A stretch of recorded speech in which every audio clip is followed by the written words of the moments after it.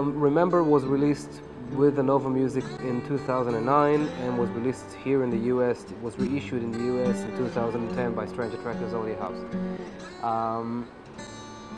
When it was released in the US, 2 months before that, I came up with the idea of a day in Tel Aviv because I realized that I'm pretty much limited with my possibilities to go abroad as the touring costs are so expensive, you know, flight tickets and everything. And I thought to myself that it would be nice, instead of trying to hit every small town in the US or in the world, just bring everybody in the world to my hometown. And that's how Day in Tel Aviv came to be. And I decided it's going to be like a good way to present Tel Aviv to the world through my music, and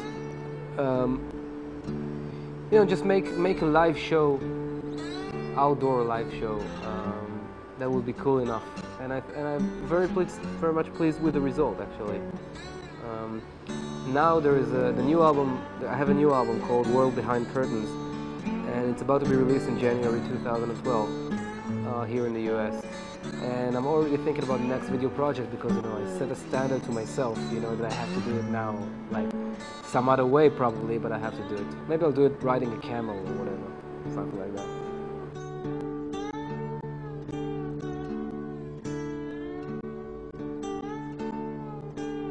Grayson Curran found my record in a record store in what's the name of that place? All Day Records. And it was just around that time that the Israeli consulate in Atlanta approached his partner Greg, and he loved the album and decided he wanted to go and invite me to the festival. You know, I'm having such a great time. You know, the whole festival vibe started today. It's like in Israel we have cool festivals and we have great scene, but you know, it's not. It feels, to me at least, much more like a celebration, and you know, being an artist in a festival, it's always good, you know. First of all, the major plan is taking over the world, first of all, and, you know, becoming ridiculously rich.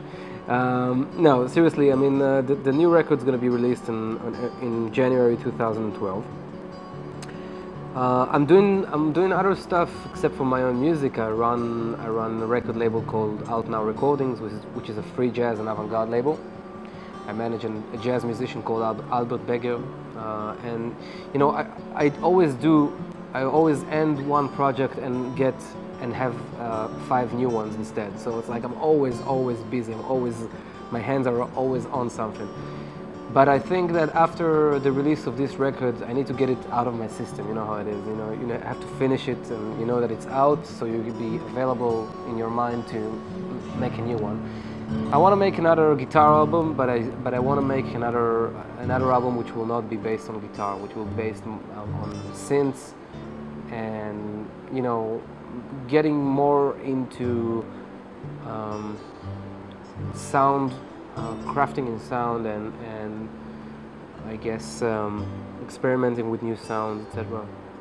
I mean, I'm a huge fan of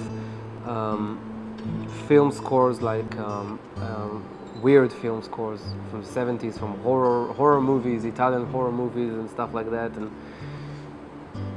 I want to search for sound, you know, like the next project, not necessarily the melody or the composition or whatever. Just want to see what happens if you bang this bottle on this table, add reverb and delay to it, and you know, see what happens.